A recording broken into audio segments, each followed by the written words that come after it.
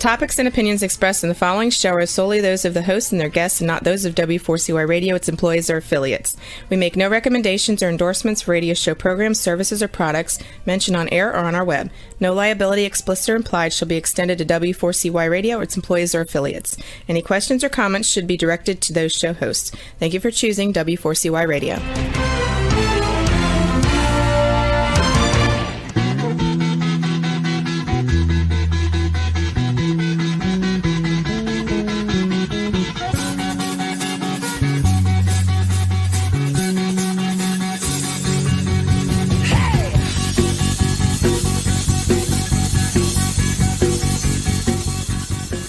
Welcome to the Camping Show. I'm C.W. Getz. And I'm Bianca Cahew. Good evening. It's Wednesday, June 8th, and I'm not really sure what the degrees is outside right now. I think, I have a 68. There's a chance it could be raining as well in our neck of the woods. Yeah. I have a 68 out here in Club Dubs, or in the blow zone, as I like to call it. Yeah. Hey, can you tell I pulled this shirt right out of the hamper? Actually, it's not quite that bad. Oh my God. I pulled this one out of the laundry about 10 minutes ago. That's exactly what I did. And you and I are on the same wavelength. We are. We're both terrible. I usually hang these shirts up because it just leaves them less wrinkly, and I'm like scrambling around, jump in the shower. And as I'm going to throw it in the dryer, see if that works. Well, it really didn't. But, it is a little wrinkly, but better than bareback.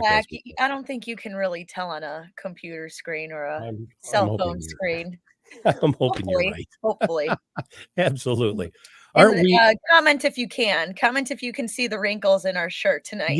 Yes. Because then we'll know for next time that maybe we'll just put on other shirt. Or we'll just go, whatever. We might need better grooming. We don't know. Yeah. Aren't we terrible? Yeah. Anyway, but we're here. That's the most important thing, Absolutely. Right? Yeah. Well, tonight's episode is brought to you by Campground Views, making camping easier. By Rutabaga Paddle Sports, providing time on the water. By Novacraft Canoe, connecting with nature since 1970. And I have to apologize to you. I messed that up, and this was because I still am suffering from jet lag coming back from Florida, this trip in Florida. So my apologies to my co-host. So pardon me. I'll do better next time, promise. Tonight's episode is a passion that exploded with our special guest, Nick Gordon. Bianca, could you tell us a little bit about Nick, please? Yeah, definitely. Nick Gordon, aka Nick of the Woods, is the owner and lead guide at the Wisconsin-based company Now Outdoors, where he leads trips on land and water, both here in the Midwest and abroad. At 34, Nick has been helping people gain more skills, more knowledge, and more confidence outdoors since 2010. He also operates the largest outdoor meet community in Wisconsin with over 12,000 members and brings people together from across the region for backpacking trips, canoeing, and cold weather expeditions. Nick is recognized as an expert in the region when it comes to cold weather camping and routinely presents on TV, radio, and at local events. Nick has been an expert presenter at Canoecopia, the Winter Camping Symposium, and the International Bushcraft Symposium, and has been featured multiple times on the Hang Your Own Hang podcast, Dan Small Outdoor Radio, and in local newspapers.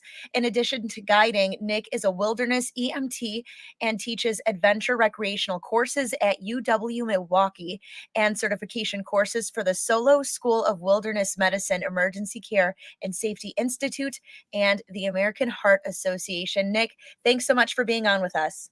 Welcome to the show, Nick. Hey, thanks for having me. This is great. There. We had a little technical thing I could see going on in the background here, and I'm like, okay, man, did we lose him? We got him. Glad to see you here, Nick. Hey, by the way, where is your weather? How is your weather? Where is your weather? Yes, where is it? In Wisconsin, how is your weather this evening? Southeast Wisconsin, it's been raining all day today. I don't know, pretty comfortable outside. I just got back as well about 24 hours ago from Peru, where it was a lot colder, a lot drier. So, nice. But yeah, no, things are green here. Well, I can say Peru is probably a step up above Florida, where I was at. So good for you, Nick. Good for you. Glad to have you here, by the way. Thanks. Glad to be here. Yes, sir. Your passion for the outdoors took you in a direction that exploded into a huge opportunity. Not only for yourself, but for a number of other outdoor enthusiasts. How did that all get started, by the way? That's a great question.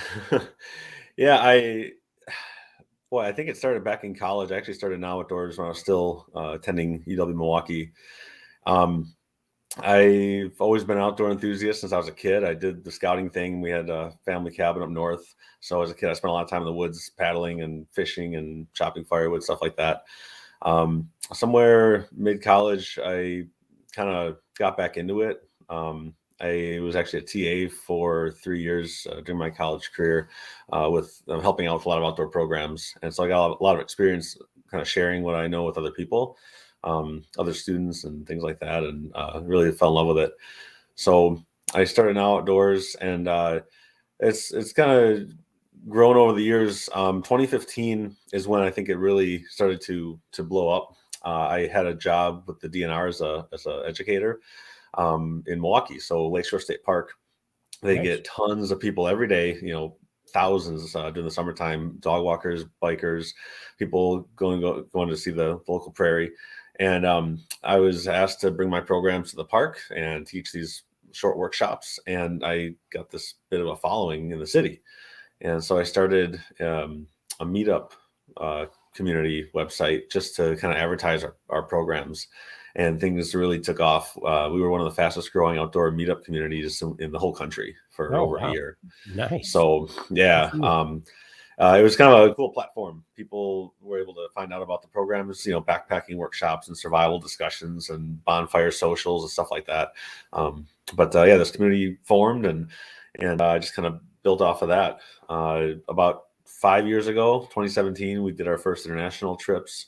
Wow. We started going to Nepal, and we've done trips in Canada and Peru and the Amazon jungle and things like that. So I just got back from Peru, as I said, about 24 hours ago. I was out there for 2 weeks with about 20 people all together.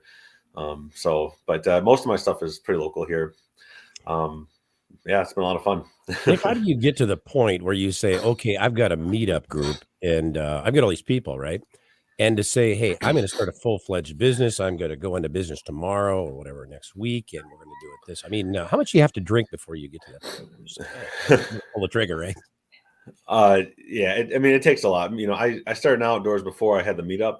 The Meetup was the first sort of way that I started to really advertise my stuff, right, aside from just word of mouth.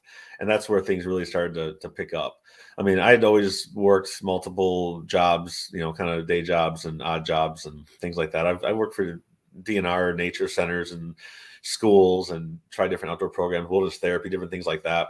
And I, over the years, I kind of decided what my favorite type of outdoor activities were. Yeah. I love working with adults. I love, teaching skills. I like the educational side of what I do.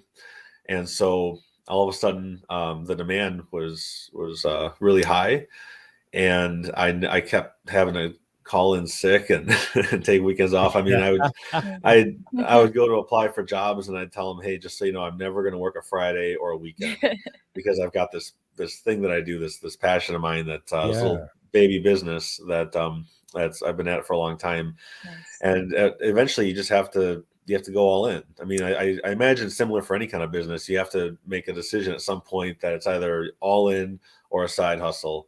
Yeah. And if you're going to make it your business, you got to put everything you got into it. I tried that with my last job. I'm not going to be there on this day and this day. Yeah, that pretty much didn't work out for me. I'm glad it did for you. Yeah.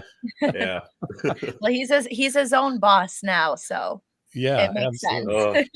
sense. So, Nick, being your own boss, what types of things are you able to offer adventurers? Oh boy. I try to stick to things that I find really exciting.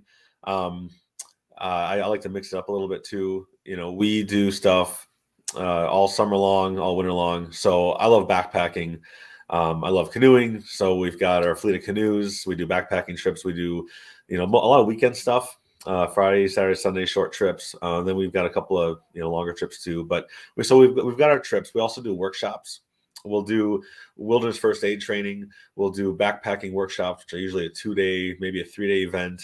Our winter workshop we do twice a year, December and February, and it's been a 2-day event. This year we're going to shoot for 3 days. We're getting anywhere from 40 to our last one we had 60 people signed up initially.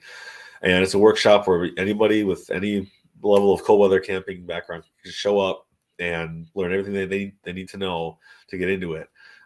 We've done beginner paddle workshops and trips. So we have different levels of these sorts of things for different types of folks. And then the international trips, we do a couple of those a year. They're super fun.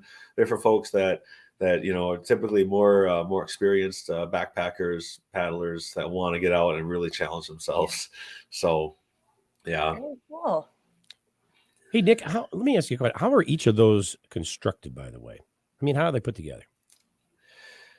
As far as okay, so yeah, how are each of one of them structured? How do you how are they set? Here's what we're going to be doing for this one. Here's what we're doing for this program. Sure. Yeah. So typically a workshop is open to anybody. The goal of a workshop is to get people that want to try something new out there, get them the hard skills that they're going to need to go out there and do it on their own, or to do one of our more advanced trips. So a workshop, say for backpacking, we're going to talk about how to load backpacks, how to pitch tents, how to do campfire safety. We'll talk about camping food, all those sorts of things. A typical backpacking trip, you're going to get a gear list, you're going to get directions to where we're going to meet, and then once we get there, we'll do a little bit of a gear shakedown. We will usually shuttle out to our start location, and then we spend the weekend backpacking. Depending on the group, we might do a few extra miles, a few less miles, depending on weather, things like that. And so those 3-day trips, our goal is to get people more skills, more knowledge out there, and more experience. And so if they might come back for another similar trip, or they might come back for a more advanced trip down the road.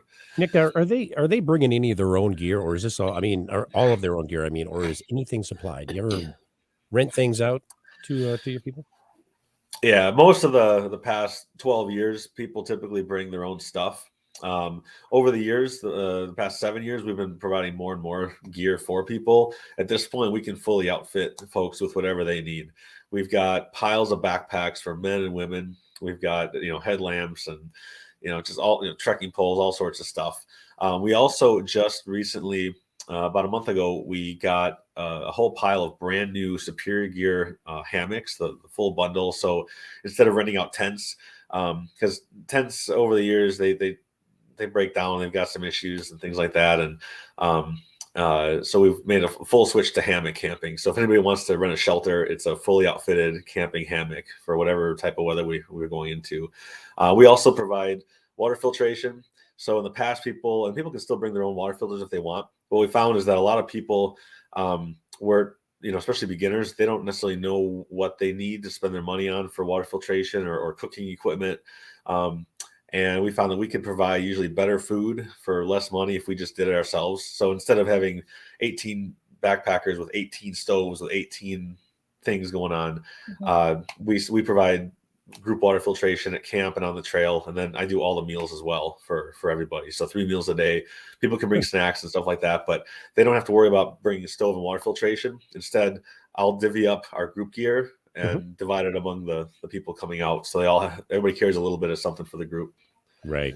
Yeah. That's a good way to go. It's a good way to go.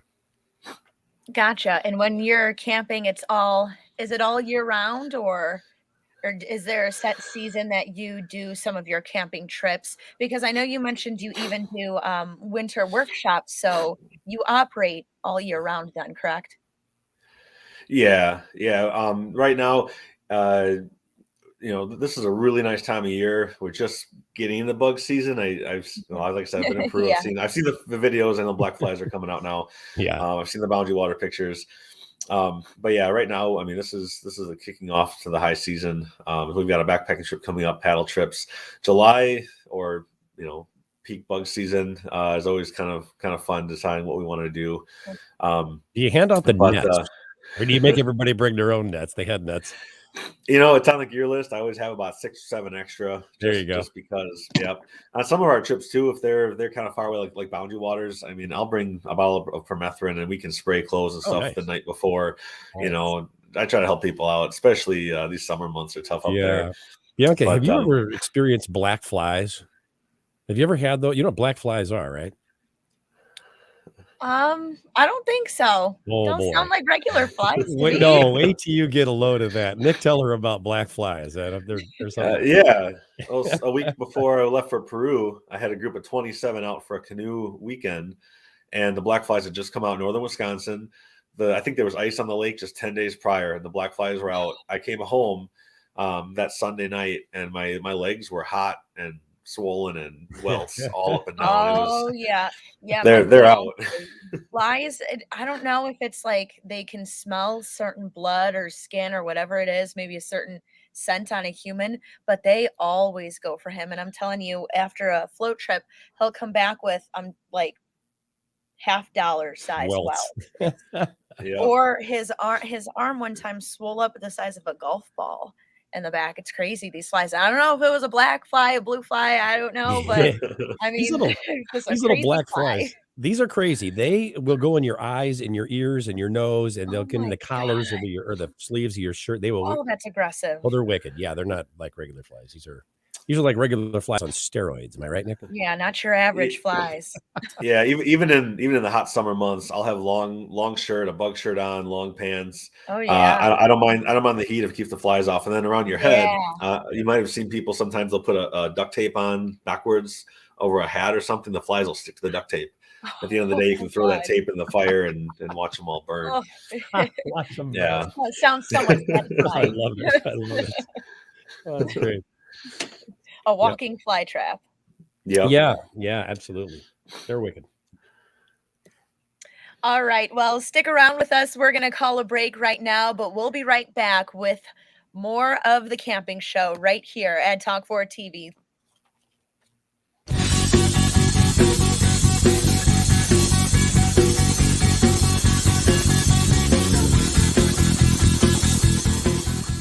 It's time to go camping. Introducing Campground Views virtual tours. You can tour the campground, see the sites, see if they are available, and click to book your perfect spot. Hit the open road and explore the amazing places found in nature. We make it easy to discover, find, and book your site so that you can go have the fun and freedom you seek. Campground Views virtual tours make it easy and simple for you to see where you are going. A few years ago, someone asked Rutabaga's owner, Darren Bush, "Hey, how long have you guys been selling boats?" Darren replied, "We don't sell boats. We sell time on the water."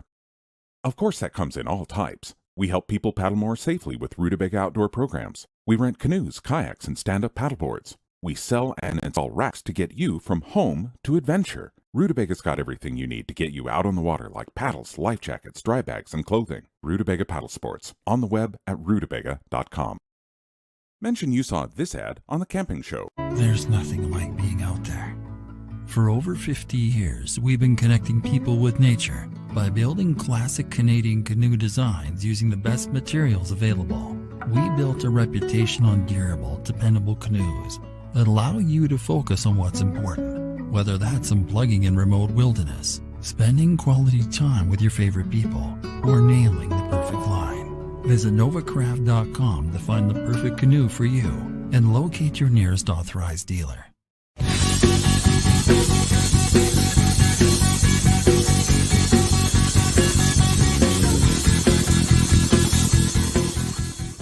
And we're back on the camping show with our guest, Nick Gordon. Nick, how much can adventurers expect to pay for these programs that you offer? In the grand scheme of things, our programs are a little bit less than a lot of others. Backpacking trips are running between maybe $250 and $325 for a weekend. Includes just about everything, including your Very meals. affordable. Yeah. Yep. Nobody's mortgaging their house or anything like that to go on these trips, right? No. It is exciting. We get people that come back again and again and again. I've got some people that have been on 30, 40 trips. Whoa. Wow. We've got, our 7 to 10 day paddle trips start about $1,100. Our international trips are under $3,000. 2 weeks in our upcoming Nepal trip, 2 weeks in the Himalayas for base camp is $2,300. Yeah. So very doable. Yep. So cool. And with trips like that, it's so hard to put, a dollar sign when it comes to that, because it's just a unique and incredible experience. It's nothing that you can compare it to. So it's worth it either way to me. Yeah, I find some of these big mountain trips very humbling. I Yeah. had somebody this past week. They said that their life is better because of their experience in Peru. So Wow. it's a different kind of trip. Yeah, it just opens Yeah, your mind, your eyes to just things that you've never seen before, and you just feel so kind of gracious to be in the midst of all that, and you feel like, wow, I'm just really lucky. I've had similar feelings in up in the rock, and it's like you feel so close to the heavens, and it feels great. It can yeah. be When spiritual. Yeah, my kids are 2, 5, and 7, and two of them have tablets. They can see the whole world right here in front of their hands. Yeah, But when you're out there in the mountains and you're tent camping at 15,000 feet, I mean, you feel this big when yeah, you're out there, and it makes the world feel like a big place again. And yeah, I think that's really amazing. Yeah. absolutely. Very cool. And what would you say sets your company apart from other outdoor adventure companies besides the low cost trips?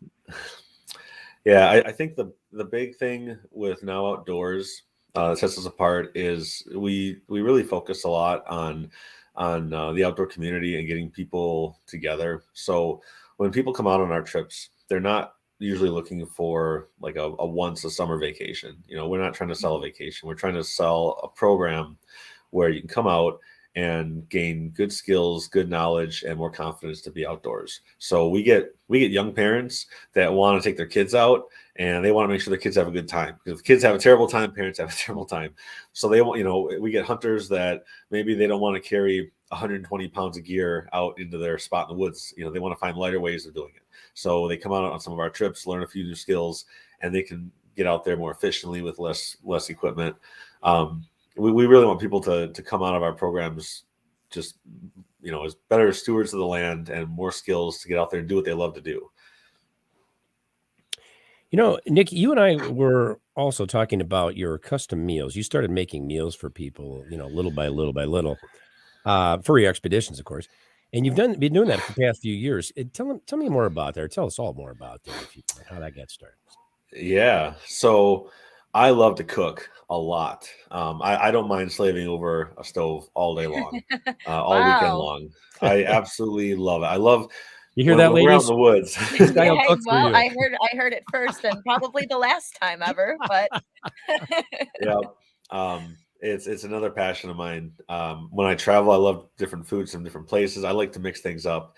I have had people in the past come out and live on Ritz crackers for a weekend, and I mean, Oh, wow. you could do that. I mean, I got buddies that are through hikers, and they'll eat Snicker bars and ramen bombs. Have you ever had a ramen bomb? Do you know what that What is is? a Robin bomb? What is that? Oof, Can a you have it with ramen Heineken? bomb. Oof, Oof. I don't know.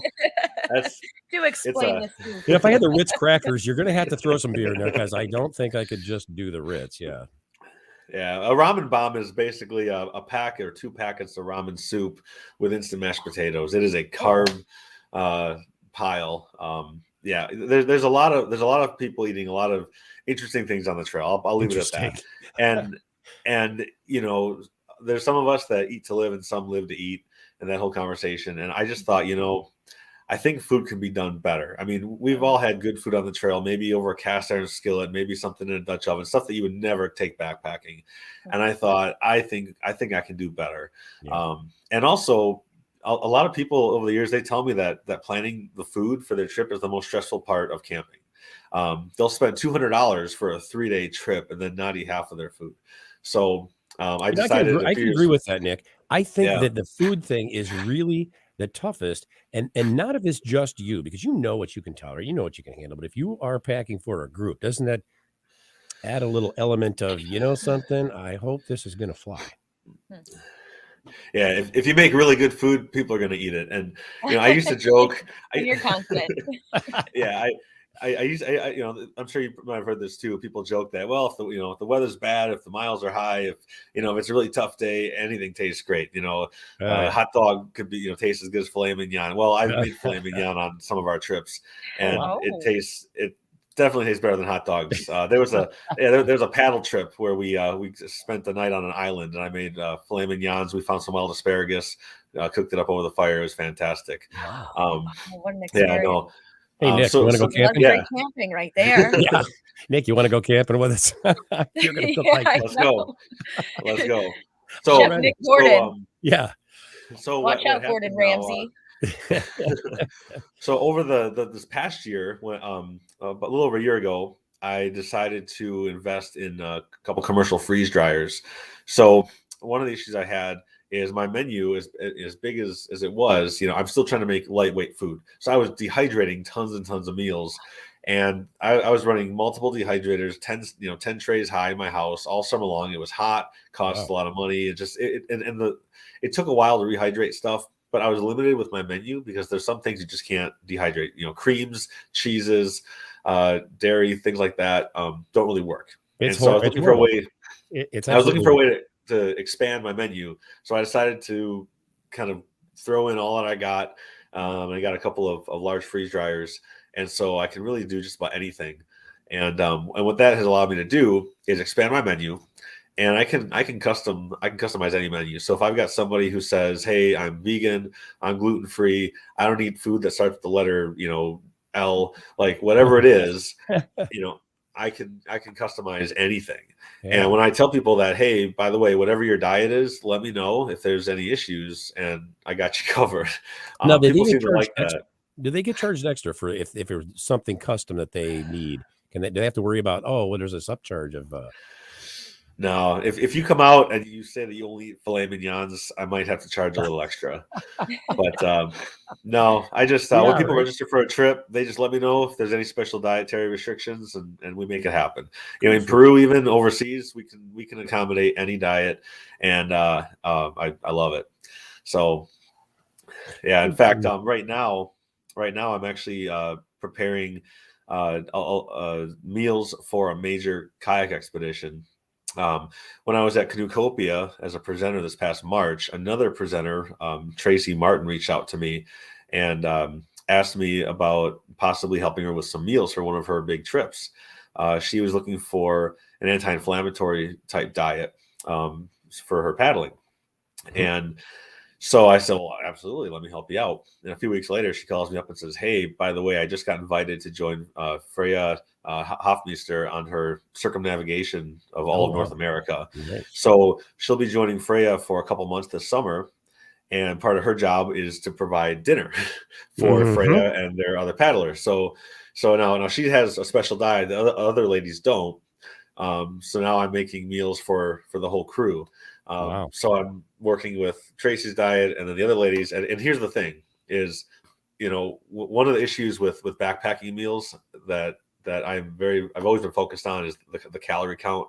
Yeah. Our meals are 1,100 to 1,800 calories for backpacking. Our winter trips, I mean, we'll do dinners that are 2,400 calories. Oh. So Wow. I'm able to produce a single 2-cup serving of, maybe it's my barbecue spaghetti or a cauliflower macaroni cheese thing, but these are more than 1,000 calories per serving.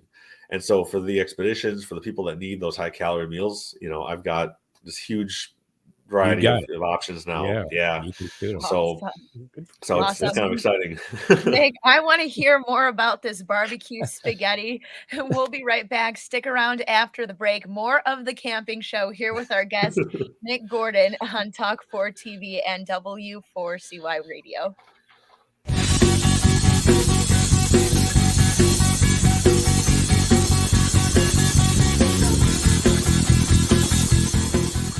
It's time to go camping. Introducing Campground View's virtual tours. You can tour the campground, see the sites, see if they are available, and click to book your perfect spot.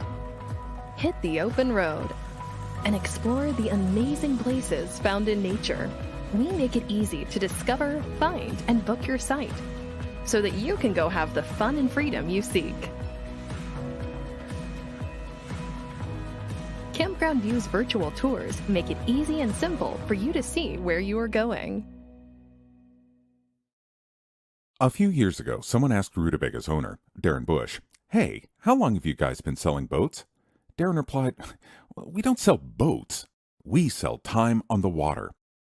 Of course, that comes in all types. We help people paddle more safely with Rutabaga outdoor programs. We rent canoes, kayaks, and stand-up paddleboards. We sell and install racks to get you from home to adventure. Rutobaga's got everything you need to get you out on the water, like paddles, life jackets, dry bags, and clothing. Rutabaga Paddle Sports on the web at rutabaga.com. Mention you saw this ad on the camping show. There's nothing like being out there. For over 50 years, we've been connecting people with nature by building classic Canadian canoe designs using the best materials available. We built a reputation on durable, dependable canoes that allow you to focus on what's important, whether that's unplugging in remote wilderness, spending quality time with your favorite people, or nailing the perfect line. Visit novacraft.com to find the perfect canoe for you and locate your nearest authorized dealer.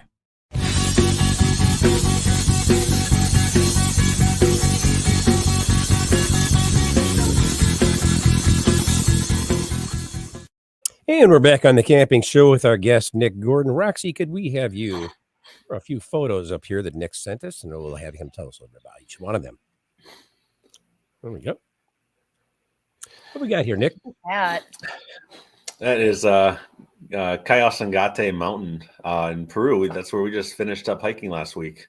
We basically hike all around Ausangate Mountain, and it's the largest mountain in the Cusco region, about 21,000 feet high. And so we hike around the base. Most nights we're tent camping over 15,000 feet. It's gorgeous out there. Yeah. Oh my goodness. And yeah, what's that's the also weather like? What can what's you that? expect on like an average day during that time? On that particular hike. Well, if you're me, t-shirt and maybe shorts. If you're most other folks, you're gonna have a mid-weight base layer on. It's windy, usually pretty windy out there. The only thing louder than the wind is usually your breathing. The air is almost 50% less saturated at that altitude. Wow. That photo is about a little over 16,000 feet. So You ever get any nosebleeds up there when you're sleeping at night, not at high? Yeah, a lot of people get nosebleeds. Sometimes Yeah. people get like sleep apnea. People, Yeah, a couple ladies on the trips, said that they'd doze off, and a second later they'd wake up, kind of like clawing their sleeping bag off of gasping their for air. face Oh, wow. because your breathing slows down and the air is it's so thin. I mean, one of our games up there that we just like to do just for fun is we have a pulse oximeter, and we pass it around sometimes just to see who's got the lowest pulse ox. And I mean, we're die first. I mean, if you're in That's the a city, drinking back game I've home, never done, Nick. I've never done. Yeah. Something So new. if you're at home and your pulse ox under 93, they might give you oxygen at the hospital. Oh, Out there, we're looking at 86, 81, Oh, my 78. So we see who gets the lowest number, and you win. Man, yeah. Lowest number, like Maybe you really win hardcore, man. Maybe you win a chocolate bar, or maybe a shot of Pisco or something, or some CPR or something like that, maybe. Yeah. But a lot of us, your resting heart rate when you're just standing around might be 90 to 100 at the really high altitude, just because your body's trying to make it work. Yeah. So if your heart is pumping that fast, technically, would you be then burning more calories during the hike? Absolutely. Yep. Oh, And impressive. our meals in those mountain trips, 3-course meals, 3 times a day, snacks. And it's nice that you're the one that's making these meals, because you're experienced in all of these aspects of hiking and stuff, so what types of food to make in different environments and different conditions and things like that. So actually, in Peru, I've got a team of locals that I work with. I'm partnered down there with some fantastic folks, and we actually have chefs. I bring on Ausangate. We had 3 chefs. We had 4 for Inca Trail. So they are masters in the mountains and masters of local food, and they're whipping up things. There's a lot of potatoes and rice and quinoa. Those are kind of the staples, but they'll whip up chicken, pork, ceviche on the fresh on the trail. We really good on that trip. So, but I can't take the credit. They do it all down there.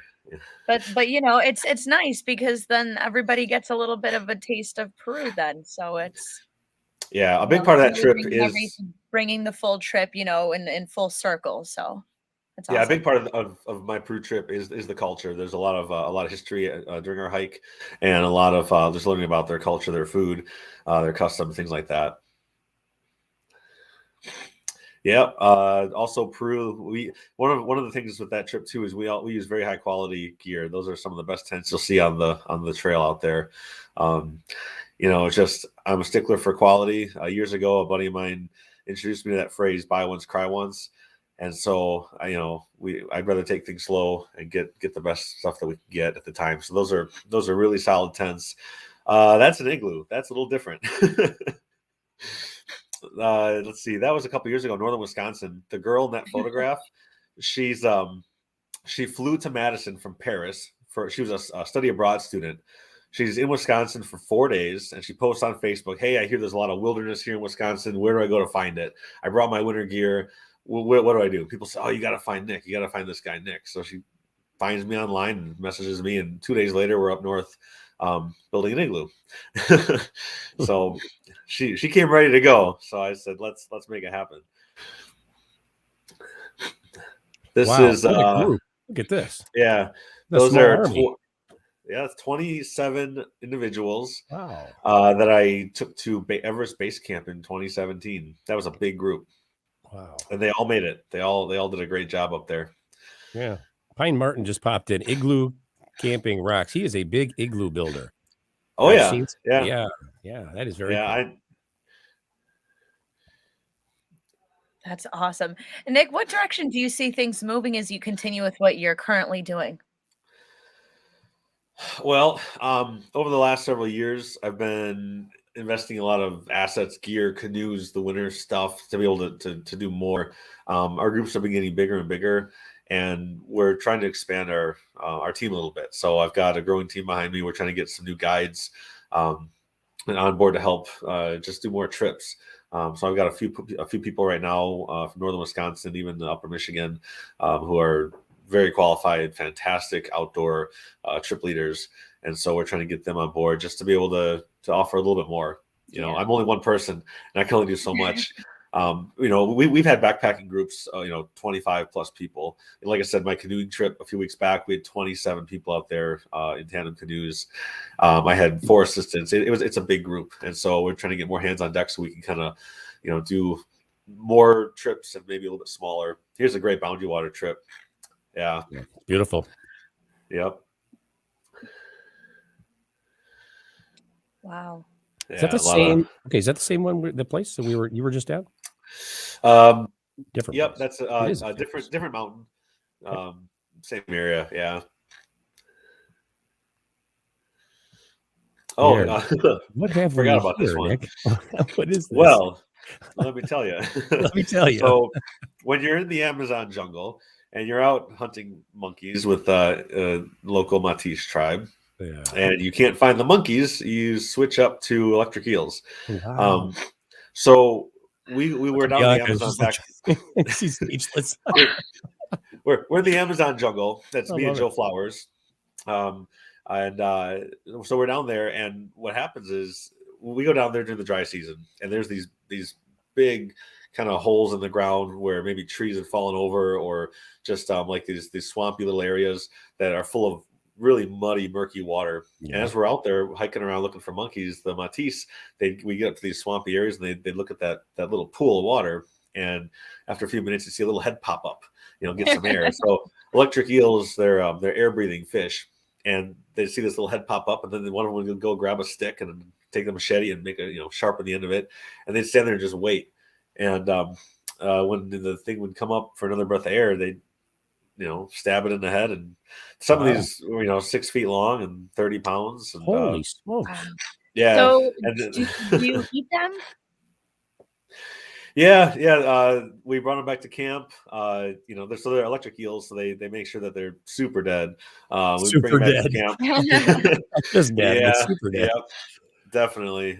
We'd bring them back to camp along with all the other fish that we'd catch down there, and just they throw it over the coals and just kind of slow smoke it all day. Real oily. Nick, what are we doing? What are we doing with the monkeys? Are we eating those too? You can say this is just a camping show. Now I feel uncomfortable having my cat around.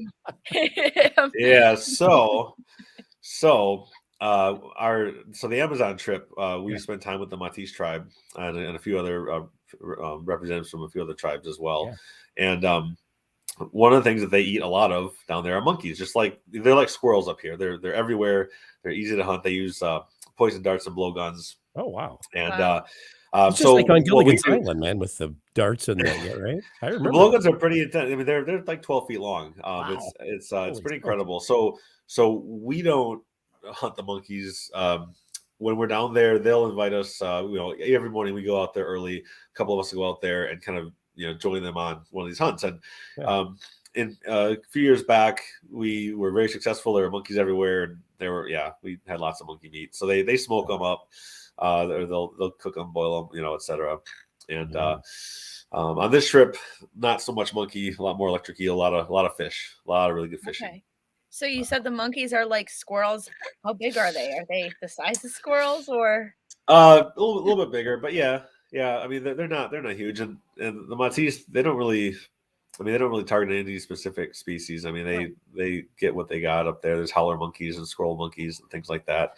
They're, the ones that we had were pretty small, but they'd smoke them up, and then whatever wasn't consumed, they at the end of our trip they would just take it back home.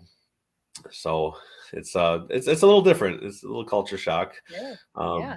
Definitely. Yeah. Hey, real quick, what direction do you see things moving like as you move forward? I know we got some more pictures left, but I'm gonna ask you that. Yeah. Like, with these trips like this, I mean, are you doing more of the same? Or are you going to be doing something a little differently, or what? Yeah. Well, right now, as I said before, I'm trying to get some more hands on deck. We're trying to get some more local guides to run local trips. We have a ton of places that we are ready to take people around the world. I absolutely love the Midwest, and I love our trips here. I'll be backpacking next week, and folks will think, well, that must be boring compared to Peru. I love all of it. But again, as I said, I'm just one person, so we're trying to expand our team a little bit. We'd like to get, maybe 4 or 5 international trips going every year. In addition to our current local trips, we'd like to get more beginner trips out there for backpacking, more beginner canoe workshops, things like that. So we're just trying to get more of what we've got going on right now. We're trying to just a few more international places each year added to our list, and then more local stuff. Yeah. So, and then as far as the food thing, that's going to be growing into its own sort of venture kind of over here. There's after word got out a month or two ago about my freeze dried foods, I've been getting bombarded with a lot of interest. A lot of expeditions from other people traveling other parts of the world are asking for some bulk meals for their stuff. Yeah, so you're like your own catering service. Yeah. I can see why they're interested, man. So yeah, absolutely. Yeah. And we also started manufacturing some of our own gear this past winter for winter camping. There's a lot of really fantastic manufacturers here in the Midwest, and we use a lot of locally made stuff. But we found that there's some things that we just can't seem to find. So we're starting to make a few things here and there. Yep. So people just have to stay tuned. Yeah, definitely. Where can our audience learn more about all of your future endeavors and everything going on at Now Outdoors, and follow you on social media, of course? Yeah. We've got a Facebook page and Instagram that's being regularly updated. If you go to our website, nowoutdoors.org, we have all of our current trips are posted on there. We are adding a few more things this summer, kind of last minute. We're going to try to get another beginner weekend paddle trip probably for July. And then we should have our whole entire winter schedule up by the end of this month. So the winter workshops, the snowshoe trips in the Boundary Waters, northern Wisconsin, all that stuff should be up by the end of June. Nick, I know. Okay, I'm gonna ask you this before we sign off here. And by the way, I appreciate. We've skipped a few pictures, but we're running out of a little time. But that's I fine. want to ask you this: how would you describe electric eel and monkey if you had to compare it to some foods, some common food? Anything close, or is it just totally no? Whole different ballgame. Monkey tastes like pork, hands down. Really? Unless it's smoked, then it tastes like a turkey leg, It tastes like smoked pork. No, Yeah, turkey I leg. would say, like, is it gamey? How does it taste? Nope, it's pretty good. It's pretty good. It tastes just like pork. And pork what about like the texture? Is it gummy? Pork. Yeah. Just like pork? Yeah. Really? I'd have to try some. Because we're going to talk about this off the air, and I figure we just might as well put this on the show and let's talk about it here because I'm sure there are other people that are curious. How about the electric eel? Oh, go ahead. Go ahead. Well, I was going to say there's something I learned about monkeys, monkey meat, this past fall that I think the world needs to be a little bit aware of. Yeah. Sure. Years and years and years ago, when the early missionaries went to the jungle to study these people, they wrote journals and they wrote notes and they drew pictures of what they saw. And when you put a monkey in a pot to cook it, and oh God, what's people coming? with journalists, and so you have these pictures, you have these images in these books, these journals of pots with little hands and feet sticking out. Oh no, like people. Oh wow. So if you've ever heard of these headhunters, these cannibals in the Amazon, that's not true. Oh, okay. That's where it comes from, is Really? misinterpretation from these drawings. Yeah. So see how things get started, Nick. There's no wonder we have some of the things that rumors flying around. Yeah. Yeah. As far as the eel, not as great. No. At least when we ate them that time of year, they were very oily. Not super great. No, not even when you can like not fishy. Worse than that, huh? Yeah, just oil and I'd grease. say stick with the Nick meals. Those are the best way to go. Am I right? They're pretty good. Meals. Yeah, stick with your custom meals. That's the best way to go. Am I right? Bushman 613 says monkeys, the taste hangs around, and eels are shockingly good. Yeah. Hey, that's cool. That's funny. That's hilarious. I love that one. Yeah. That's a great comment to end the show. Well, Nick, we'd like to thank you for being our guest here on the Camping Show. It was absolutely a pleasure and very educational having you here with us this evening. So appreciate it. Yes. And we'd also like to thank our sponsors for bringing you tonight's show, Campground Views, Rutabaga Paddle Sports, and of course, Nova Craft Canoe. Be sure to tune in for next week's episode, How and Where to Camp for Free, with our special guest, John Soares. Until then, thank you so much for tuning in tonight to the Camping Show. This is CW Getz. And I'm Bianca Cahill. Reminding you, learn more. Do more. See you next week. So long.